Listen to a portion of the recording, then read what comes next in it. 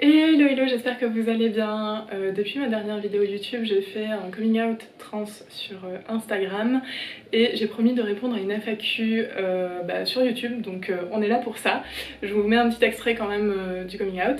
J'ai décidé de faire une transition de genre, du coup je me genre au masculin avec il et elle. Je le fais déjà en story depuis un certain temps et je change aussi de prénom, donc mon prénom c'est Sam depuis un certain temps. Je précise que je me considère comme non-binaire, donc j'ai plus envie de cocher la case femme, j'ai pas envie de cocher la case homme non plus, mais c'est quand même beaucoup plus confortable. Du coup dans cette story j'avais mis une boîte à questions où j'ai reçu plein de questions, beaucoup de soutien aussi, ça c'était hyper cool. Je vais répondre aux 10 questions, enfin aux 7 questions en l'occurrence, qui m'ont été le plus posées dans cette FAQ. C'est parti. Juste petit disclaimer, je parle de mon expérience uniquement et pas pour toutes les personnes trans. C'est vraiment juste moi, comment je ressens les choses et voilà. Petit disclaimer bis, si vous réagissez en commentaire, déjà rappelez-vous que je vais les lire. Soyez gentils s'il vous plaît. On va commencer, c'est parti. On va commencer avec une question qui me semble hyper importante. Elle m'a été posée quelques fois et je tiens à y répondre. C'est quelque chose que tu as toujours senti, le fait de ne pas être né dans le bon corps? Non. Quand j'étais enfant, j'avais pas de problème avec mon corps. J'avais pas spécialement envie d'être un garçon. Je trouvais que ça avait l'air relativement cool d'être un garçon, hein, je vais pas vous mentir. Mais voilà, j'avais pas de problème particulier, je me sentais pas nécessairement en décalage. Et je trouve ça super important d'en parler parce que moi aussi je pouvais avoir cette image des personnes trans qui le savent depuis toujours, qui sont pas nées dans le bon corps, etc. Moi c'est pas le cas. Voilà. Moi c'est vraiment un rejet d'années d'expérience de merde, voilà, je l'ai dit, liées à mon genre, qui ont fait que j'en ai fait un énorme rejet. Hey, je tiens quand même à faire une parenthèse parce que j'ai oublié un truc super important à dire.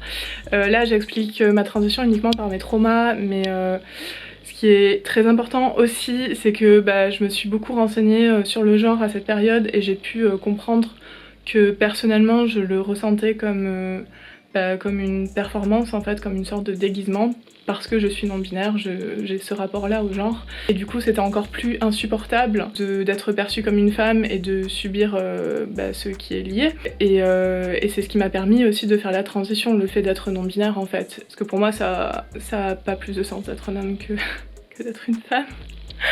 Vu que je suis non-binaire, voilà, et on choisit pas son identité de genre, donc c'est super important quand même de le préciser. Pour vous raconter rapidement, j'ai accumulé ces expériences-là jusqu'à un événement en fait qui a été la goutte d'eau de trop, qui a fait que je ne supportais plus rien des traitements qui peuvent être liés aux femmes, donc typiquement le harcèlement de rue, le fait d'être sexualisée en permanence, enfin tout ce qui est lié au fait d'être perçue comme une femme, je ne pouvais plus, je ne supportais plus. J'ai pas de suite compris, enfin j'ai pas de suite décidé en fait de faire une transition, juste je ne supportais plus d'être perçue comme femme, au point que j'avais peur de sortir de chez moi, au point que j'hésitais à interagir avec certaines personnes, je me suis fâchée avec certaines personnes d'ailleurs. Qui m'ont fait des commentaires de merde et je supportais plus, du coup je m'énervais de suite en fait. Voilà, petit à petit du coup j'ai abandonné tous les injonctions en fait liées à la féminité, donc du type se maquiller, etc. Je voyais plus l'intérêt, je supportais plus l'idée, j'ai eu envie de me raser les cheveux, ce que j'ai fait.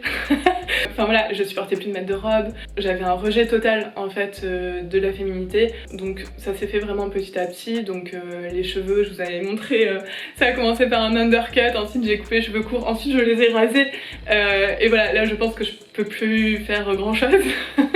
Mais c'est très chouette. J'ai arrêté de m'épiler les sourcils, c'était un grand moment parce que ça faisait littéralement depuis mes 13 ans je pense que je m'épilais les sourcils, bref. J'ai commencé à porter, je sais pas, des sous-vêtements masculins, des choses comme ça, jusqu'au jour en fait où, je m'en souviens bien, je revenais de la salle de sport, j'ai acheté je sais même plus quoi, un Franprix, et il y a une vieille dame qui m'a dit pardon monsieur. Et en fait j'ai eu un sentiment de joie mêlée de soulagement, et ensuite je me suis dit ah je fais quoi de cette émotion? qu'est-ce que ça veut dire? Et sachant que bah voilà, j'étais déjà relativement masculin du coup, même s'il n'y avait pas forcément de question de transition dessus. Mais c'est là que je me suis dit, bah en fait si c'est si confortable pour moi qu'on m'appelle monsieur dans la rue, bah je peux peut-être le faire en fait, enfin demander aux gens de m'appeler monsieur concrètement. Et c'est plus ou moins à ce moment-là que j'ai décidé de faire une transition. Et voilà. Question suivante.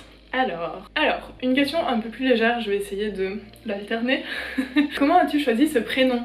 Du coup, mon prénom c'est Sam. Le prénom, je l'ai choisi, je voulais un prénom mixte, plutôt masculin quand même que féminin. Du coup, j'ai cherché une liste des prénoms mixtes et je voulais quelque chose de court et de simple. Voilà, j'aime bien Sam, ça me va bien, Il y a des personnes qui changent. Pour le moment, j'ai pas changé, ça me convient bien. J'ai pas spécialement envie de, de changer de prénom régulièrement, mais en tout cas voilà, Sam, ça me va bien. Il y a une personne aussi qui m'a demandé c'était quoi mon prénom avant. Alors, en soi, si vous cherchez, vu que j'ai une vie sur les internets, clairement vous allez trouver. mais en fait on s'en fout, ça n'apporte rien comme information. C'est un prénom qui ne me représente plus, qui ne veut plus rien dire en fait pour moi. Ça n'a pas d'intérêt que vous le sachiez. Accessoirement, moi ça me trigger pas spécialement, c'est-à-dire ça me blesse pas qu'on me parle de mon ancien prénom. Mais il y a des personnes pour qui c'est extrêmement blessant, parce que ça renvoie à tout un passé qui potentiellement est douloureux, à une identité dont il est difficile de se défaire en fait, parce que bah c'est pas facile de faire une transition. Du coup, ne posez pas cette question aux personnes trans, s'il vous plaît. Au passage, j'en profite, l'ancien prénom, ça s'appelle un dead name, ou un morinon en français, voilà, c'est fini quoi. J'arrive à la question qu'on m'a le plus posée, mais genre en masse, c'est comment ça s'est passé avec mon copain, comment ça s'est passé avec ma famille. On va commencer par la famille, ça va aller plus vite. Bon, mon père est mort il y a 6 ans, ma mère, je ne lui parle plus depuis un certain nombre de mois, d'années, je ne sais plus.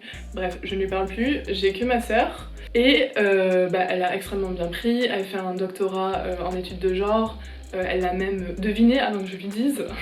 Mais voilà, bref, je suis très heureux de la voir, qu'elle me soutienne autant et très fière d'elle aussi.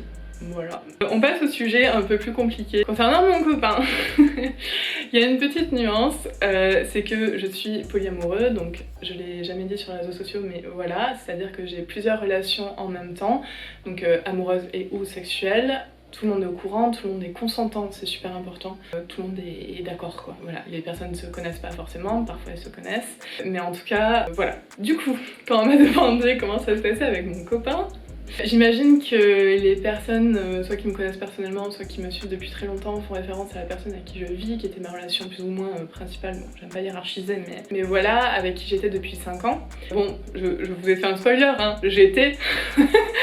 je ne suis plus. Donc voilà, je lui ai annoncé ma transition il y a un certain temps. Il, du coup, ne l'a pas très bien pris. Et il se considère comme trop hétéro pour... bah voilà, enfin, en gros, il m'a dit, bah on risque de se séparer. Et moi, au bout d'un certain temps, je lui ai dit, bah on va se séparer tout de suite, comme ça c'est fait. Grosso modo. Pour être très honnête avec vous, ça a été une grosse claque pour moi. Parce que bah, quand j'ai commencé à faire ma transition, enfin quand j'ai envisagé de faire une transition, j'avais pas du tout pensé que ça pourrait être un problème pour mes partenaires. Naïveté, voilà. Je reste la même personne, j'interagis de la même façon avec les gens, en fait, j'ai les mêmes centres d'intérêt, il n'y a pas grand chose qui change en fait, d'autant plus dans l'intimité où enfin, je change absolument pas ma manière d'être, il y a juste, bah voilà, les gens ils m'appellent il et Sam et il ou elle d'ailleurs. Mais ça change rien, donc je pensais pas que ce serait un problème. Ça a été un problème, du coup ce n'est plus un problème puisque je suis plus en relation avec cette personne.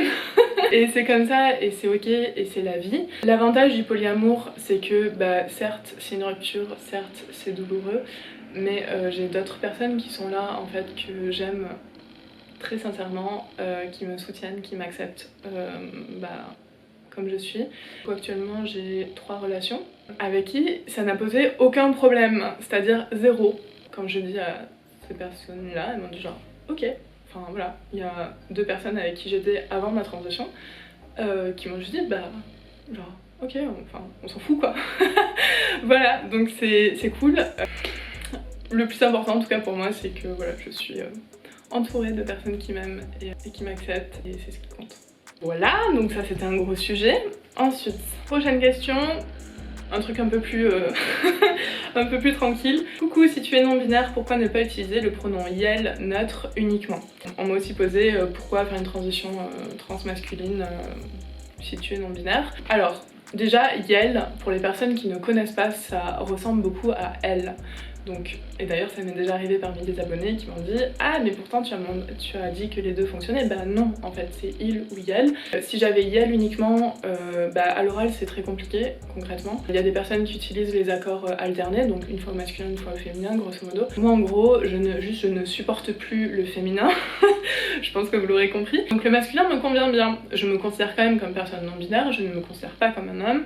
Mais c'est ok, voilà, et même à l'écrit en fait ça me convient qu'on me genre au masculin, c'est ok. Concrètement, en termes d'apparence, il arrive encore de me faire mégenrer dans la rue, ou genre si je vais chez le primeur, ou à la boulangerie, où on va m'appeler monsieur, ou genre madame, enfin les gens ne savent pas trop.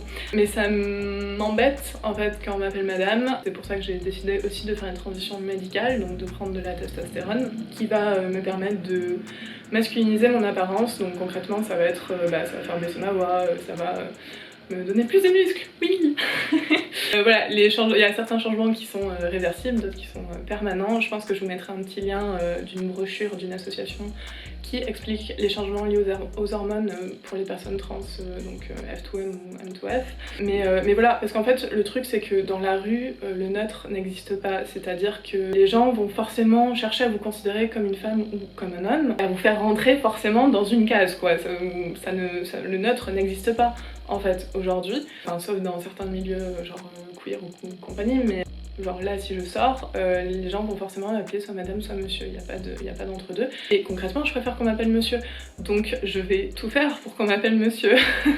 Alors, une question qui est pas très drôle, mais qu'on m'a pas mal posée, c'est pourquoi tu es épuisée d'être une femme, qu'est-ce qui est dur dans le fait d'être une femme? J'avoue que cette question, alors déjà si on veut pas que la vidéo dure 200 ans, je vais pas pouvoir y répondre. Je suis totalement démunie face à cette question. Plus sérieusement, je vais vous mettre des ressources féministes, je pense, dans la description. Vous irez voir. Qu'est-ce qui est dur dans le fait d'être une femme? Concrètement, aujourd'hui, là, si je sors dans la rue avec un passing féminin, c'est-à-dire perçue comme une femme, je vais me faire emmerder au moins 3 fois avant d'avoir le temps d'aller chercher ma baguette. On va me sexualiser, j'ai eu des problèmes en entretien, j'ai eu des problèmes avec des médecins, j'ai des potes qui m'ont sexualisée tout le temps. Juste c'est insupportable, les injonctions du genre se raser, se maquiller, ah t'es trop maquillée, t'es pas assez maquillée, ah tu t'habilles comme une pute, tu t'habilles trop sage, bon bref. Être une femme c'est chiant, faut sourire, faut être discrète, faut coin, enfin... c'est épuisant, non franchement c'est épuisant. S'il y a des femmes qui sont très à l'aise et qui ne sont pas fatiguées d'être des femmes, mais grand bien leur face et tant mieux. Moi j'en pouvais plus et c'est fatigant quoi. C'est fatigant. Je sais même pas comment répondre à cette question en fait. Il y a aussi quelques personnes qui m'ont dit en DM pourquoi ne pas te battre en tant que femme plutôt que de lâcher l'affaire en gros et de devenir un homme. Alors déjà c'est pas très gentil comme question, voilà. C'est pas facile de faire une transition, je le fais pas par facilité, c'est pas très rigolo de devoir annoncer à tout le monde qu'on fait une transition. Il y a du rejet, il y a des gens qui sont pas gentils, bref, c'est pas facile. Et je me suis battue, c'est ça le truc aussi. Je me suis battue, j'ai répondu, comme je vous ai dit, j'étais à bout à un certain temps. Du coup, ça se manifestait par, je répondais de manière très agressive aux personnes qui me harcelaient dans la rue, je m'énervais avec des potes quand on me faisait des blagues à la con, que ce soit voilà, sur plein de sujets sympathiques. Je ne vais pas développer. J'ai porté plainte aussi, voilà. Je veux dire, je me suis battue, j'ai fait ma part, j'étais en colère en permanence, j'étais épuisée, j'étais dans un état émotionnel qui juste n'était plus vivable. Comme je vous ai dit, voilà, la transition, c'est arrivé comme un soulagement pour moi, même si ça reste un choix qui n'est pas évident, qui n'est pas facile. Mais voilà, je suis légitime et les personnes qui considèrent que j'ai lâché la cause ou j'en sais rien, voilà, je vais pas faire un fuck pour rester poli, mais voilà. Alors, tu vas changer de prénom auprès de l'état civil. Oui, probablement. Là pour le moment je m'en suis absolument pas occupée, mais effectivement c'est quelque chose qu'il faut faire, donc il faut aller à la mairie avec un certain nombre de papiers pour dire je veux changer de prénom, c'est le prénom que j'utilise, c'est mon prénom d'usage, et du coup le remplacer sur les documents officiels. Je vais aussi probablement faire le changement de genre à l'état civil, genre le petit FM, donc là c'est un peu plus compliqué. Ça prend du temps, bref, j'essaierai pareil de vous mettre des ressources pour les personnes que ça intéresse, mais en tout cas oui, il va falloir que je le fasse. Parce que ça peut poser des problèmes concrètement. Déjà par exemple dans le train, le contrôleur me demande ma pièce d'identité en me regardant de manière très suspicieuse. Ça peut poser des problèmes à la poste, ça peut poser plein de problèmes en fait si je mets Sam partout et que j'ai mon ancien prénom sur mes papiers d'identité, ça peut poser des problèmes, donc je vais m'en occuper. Dernière question. Tu te dis non-binaire, si je me trompe pas, tu gardes tout d'une femme, mais en étant toi, Sam. Alors, tu gardes tout d'une femme. Si on fait référence à mon vagin, c'est extrêmement déplacé comme question. Je sais que je vous partage des choses intimes, mais clairement mes organes génitaux, ça n'engage que moi et mes partenaires en fait. Je vois pas ce que ça change pour vous, en fait, ce que j'ai entre les jambes ou pas. Et c'est pareil pour toutes les personnes trans, en fait. Si vous en connaissez, ne leur posez pas la question. On s'en fout. On s'en fout, ça ne vous regarde pas, en fait. Éventuellement, si vous envisagez des relations sexuelles avec ces personnes-là, éventuellement, vous pouvez leur poser la question. Mais je veux dire, en dehors de ce cas-là, vous n'allez pas interagir avec mes organes génitaux. Donc, bon... voilà. C'est très déplacé quand même. Bref, accessoirement, c'est pas parce que... Enfin, vagin n'est pas égal à femme, ou vulve n'est pas égal à femme, de même pénis n'est pas égal à homme. Je me considère comme une personne non-binaire, c'est mon identité de genre, je suis une personne non-binaire, je ne suis pas une femme. Ce n'est pas parce que j'ai une vulve, un clito, un utérus que je suis forcément une femme. Voilà, je trouve ça important de le dire. Il faut pas faire le raccourci organes génitaux, identité de genre, ça n'a juste rien à voir. Pour du coup, j'imagine que la question derrière c'est qu'est-ce que je vais faire. Donc j'ai déjà parlé de prendre de la testostérone, ça c'est en cours, ça va se faire. De toute façon, j'imagine que vous verrez les changements, notamment sur ma voix. Pour le reste, a priori, bon voilà, je vous le dis, je ne compte pas faire de phalloplastie. A priori, ma décision peut évoluer. Encore une fois, ça ne vous regarde pas, donc là je vous donne l'info, mais concrètement je ne vous donnerai pas l'info si je décide d'en faire une. Et sur le côté boobies, je vais peut-être faire effectivement une mammectomie. Pourquoi? Parce que c'est chiant d'avoir des seins, enfin c'est chiant. C'est juste que dès que les gens se rendent compte qu'on a des seins, c'est forcément madame et c'est relou. En soi, si les gens me traitaient indifféremment et juste me demandaient mon pronom, donc ce qui est très chouette à faire, comment veux-tu que je te genre, il n'y aurait pas le sujet. Il n'y aurait pas le sujet, sauf que dans les faits, dès qu'une personne a des seins, on l'appelle madame, on l'a genre au féminin. Du coup c'est relou. Là par exemple je porte un binder, donc je suis tout plat. Which is nice, mais c'est très chiant à porter, c'est-à-dire que c'est l'équivalent d'un soutien-gorge x10 pour les personnes qui en ont déjà porté. Et c'est relou et j'ai pas envie de porter ça tout le temps dès que je sors, donc ce serait cool de plus avoir de seins concrètement. Mais ça viendra plus tard, voilà. Voilà, on va conclure là-dessus. Si vous avez d'autres questions à laquelle je n'ai pas répondu, vous pouvez éventuellement les poser en commentaire. Encore une fois, soyez gentils. L'idée c'est d'échanger dans la bienveillance, je trouve ça super important. Si vous avez des ressources aussi sur les transidentités, vous pouvez les mettre aussi en commentaire, ça aidera les gens qui passent par là éventuellement. Et voilà. Et du coup je vous fais plein de bisous et je vous dis à très vite.